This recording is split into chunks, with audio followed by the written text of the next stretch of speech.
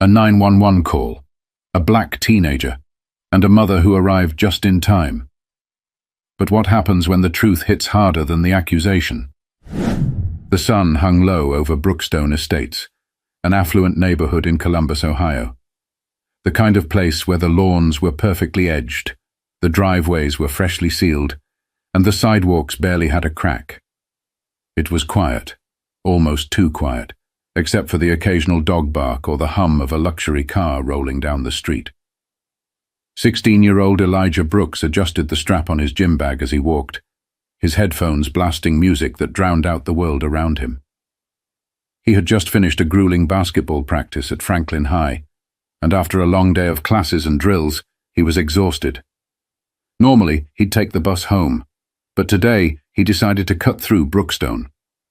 He wasn't unfamiliar with the neighborhood. His best friend lived just a few blocks away, but he also knew it wasn't a place where people expected to see someone like him walking alone.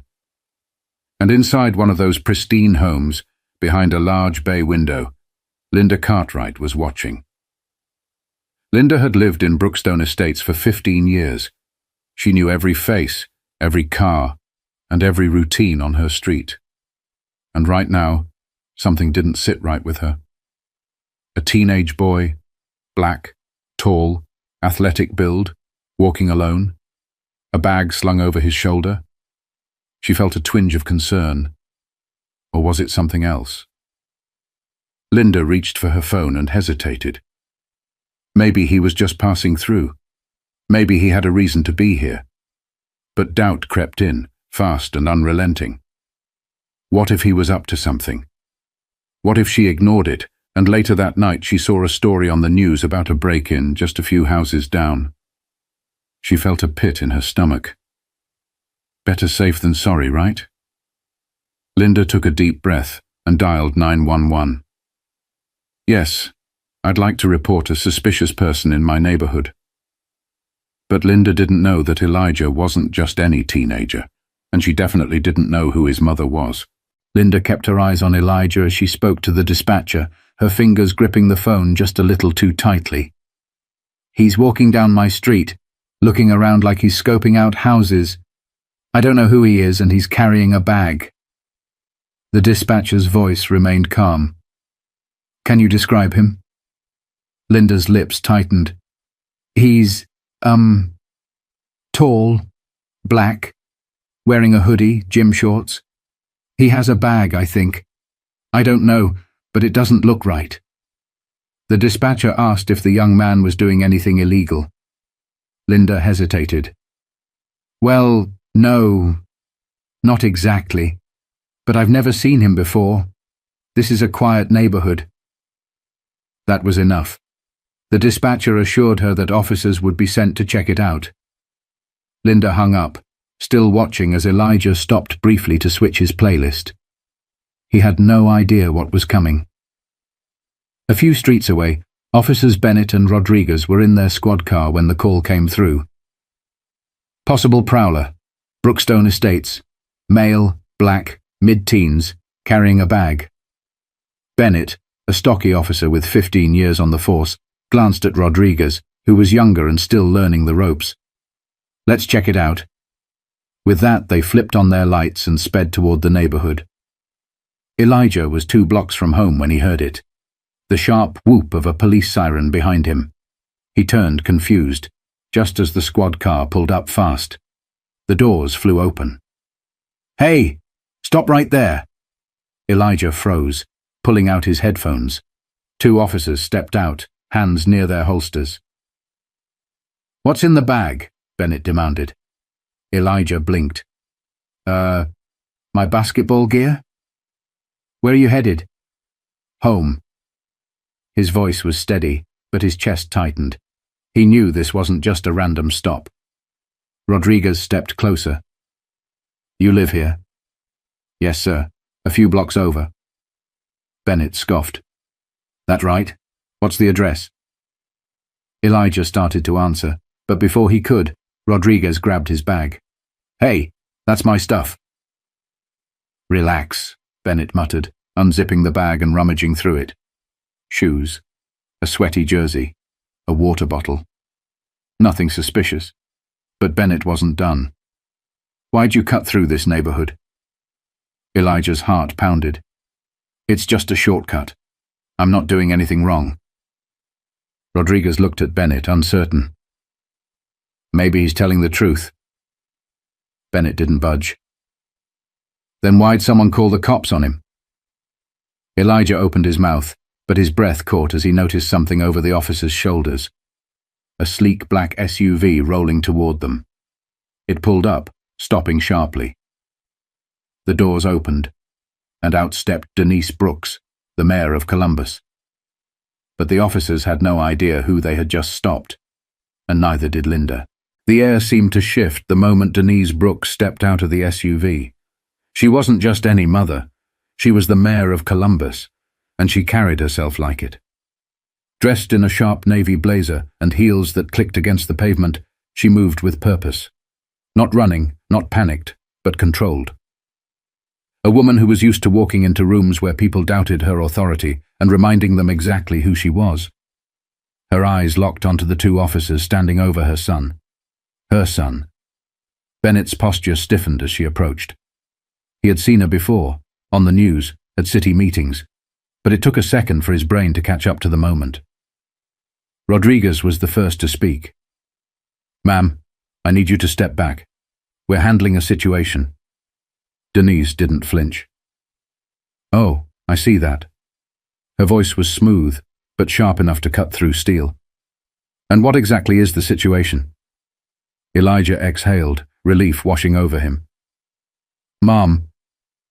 She held up a hand, a silent message. "I've got this." Bennett cleared his throat. "We received a call about a suspicious person in the area." Denise arched a brow. "Suspicious?" Rodriguez gestured to Elijah. "We stopped him to ask some questions. We need to confirm if he actually lives here." Denise let out a slow, measured breath. Then she pulled out her phone, tapped a few times, and held it up. "That's my son." On the screen was Elijah's student ID, their address, and a picture of the two of them at a community event just last month. Silence. Rodriguez shifted uncomfortably. Bennett's jaw tightened. Denise wasn't done. "So tell me, did you stop him because he was suspicious, or because someone assumed he didn't belong?" Neither officer answered. Behind them, Linda stood frozen in her doorway, watching the entire thing unfold. She had recognized Denise the moment she stepped out of the SUV, and the moment she put the pieces together, her stomach dropped. She had called the police on the mayor's son. She had called the police on a kid who was just walking home. And now she was standing there, watching as a mother, who happened to be one of the most powerful women in the city, stared down two officers who suddenly had nothing to say. But just because the officers had gone quiet, didn't mean Denise was done talking.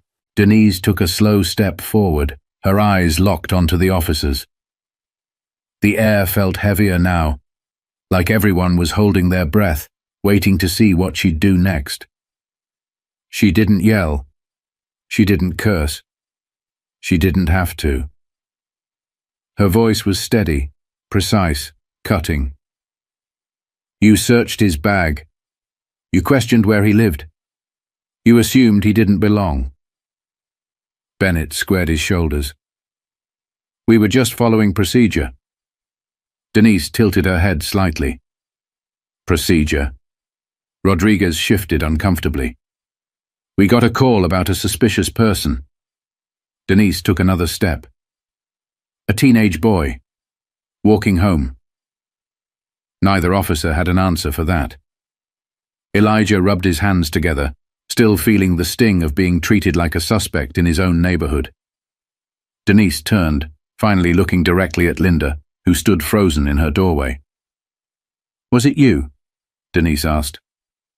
Linda opened her mouth, then shut it. The weight of the moment crushed her. She didn't mean for this to happen. She didn't think it would go this far. She wasn't racist, she told herself. She was just being cautious. But now she was staring at a mother, one who had to leave her job, rush into her own neighborhood, and defend her son from the police over nothing. Linda's face turned red. She swallowed. I just thought... Denise cut her off. You thought what? Linda had no answer that wouldn't make her sound exactly like the person she never wanted to believe she was. Denise's gaze didn't waver.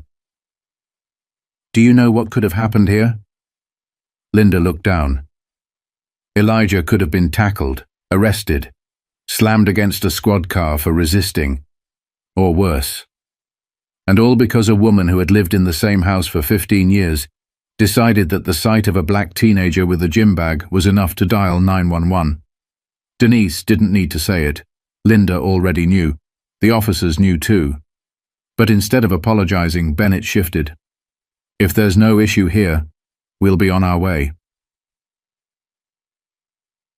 Denise exhaled sharply. That's it? Rodriguez hesitated. Look, we were just responding to a call. Denise shook her head, disappointment settling in. Yeah, you were. She turned back to Elijah and put a hand on his shoulder. Come on, baby, let's go home. Elijah slung his bag over his shoulder and followed his mother to the SUV. The officers walked back to their squad car, muttering under their breath. And Linda? She just stood there, arms wrapped around herself, watching them drive away. But for Elijah, for Denise, for every black family that has had to explain their existence in spaces they have every right to be in, this wasn't over. The ride home was quiet. Elijah sat in the passenger seat, staring out the window, replaying everything in his head. The flashing lights, the way they searched his bag like he was a criminal, the way the officers had looked through him, not at him. Denise gripped the steering wheel a little tighter. She knew this moment would come eventually. She just didn't think it would happen so soon. After a few minutes, she spoke. You okay? Elijah let out a slow breath. I don't know. She nodded. I get it. He turned to her. What would have happened if you weren't there? Denise's stomach clenched. She didn't have an answer she wanted to say out loud.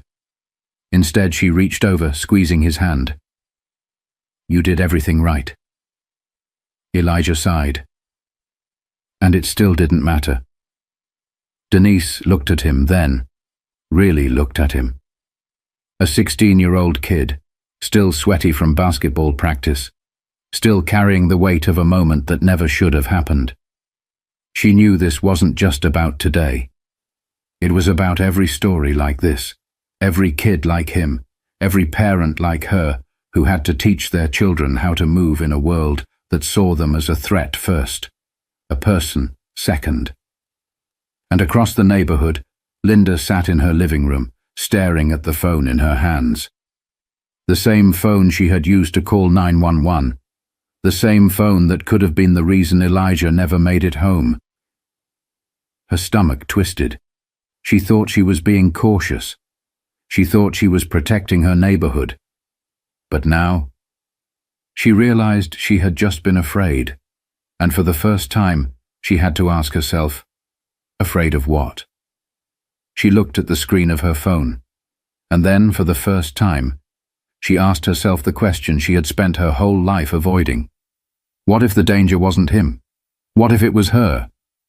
Now, ask yourself, how many times has a call like this ended differently? How many stories like Elijah's don't end with a parent showing up just in time? And how many times do people like Linda get to walk away, never thinking about it again? This isn't just a story about one afternoon in one neighborhood. It's a reality that plays out every day. Maybe it's time we stop pretending not to see it. Maybe it's time we do something about it. If this story made you think, even for a second, then share it. Talk about it. Learn from it. Because the next time someone like Linda picks up the phone, the person on the other end might not be as lucky as Elijah.